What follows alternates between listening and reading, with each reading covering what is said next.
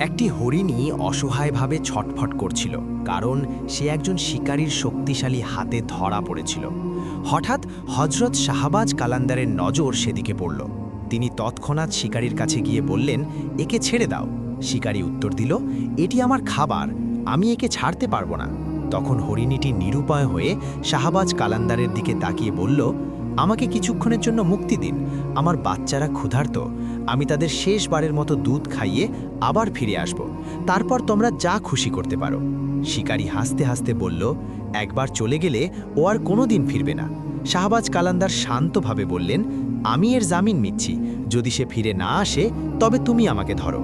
শিকারী কিছুক্ষণ ভেবে অবশেষে হরিণীটিকে ছেড়ে দিল। মুক্তি পেয়েই হরিণী তার বাচ্চাদের কাছে ছুটে গেল এবং তাদের দুধ খাওয়াতে লাগল। শিকারী মুচকি হেসে বলল, সে আর ফিরবে না। কিন্তু শাহবাজ কালান্দারের চোখে পূর্ণ বিশ্বাস ছিল। কিছুক্ষণ পর সত্যিই সেই হরিণীটি ফিরে এলো। তার চোখে জল ছিল, কিন্তু পদক্ষেপ ছিল দৃঢ়। সে শিকারীর সামনে এসে দাঁড়ালো এবং বলল, এখন তুমি আমাকে মারতে পারো। এই দৃশ্য দেখে শিকারীর মনে দয়া হলো। সে দীর্ঘশ্বাস ফেলে বলল, না, আমি এমন জুলুম করতে পারবো না, যাও, তুমি মুক্ত। হরিণীটি কালান্দারের প্রতি কৃতজ্ঞতা প্রকাশ করে খুশিতে দৌড়ে বনের দিকে চলে গেল।